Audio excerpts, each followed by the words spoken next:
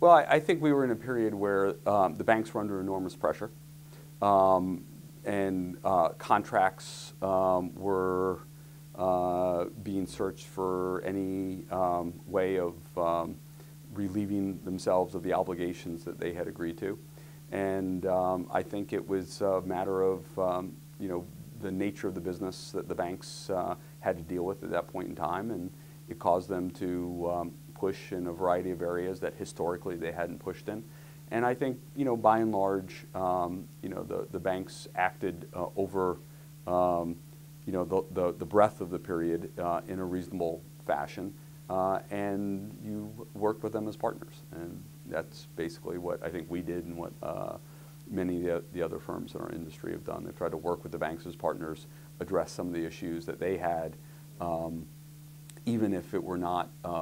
required by the terms of the contracts that had been entered into. Sometimes you can do that in a very meaningful way, and other times there's just not a lot of give from the private equity player's perspective,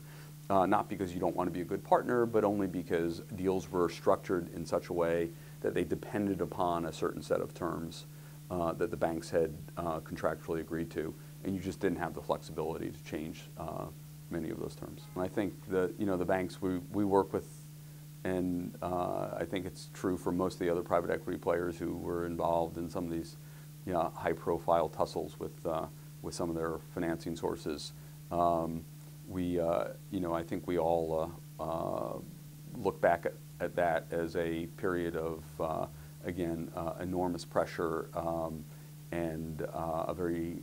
uncertain period for the banks. And I think we, again, understand how those pressures manifested themselves in some unusual behavior.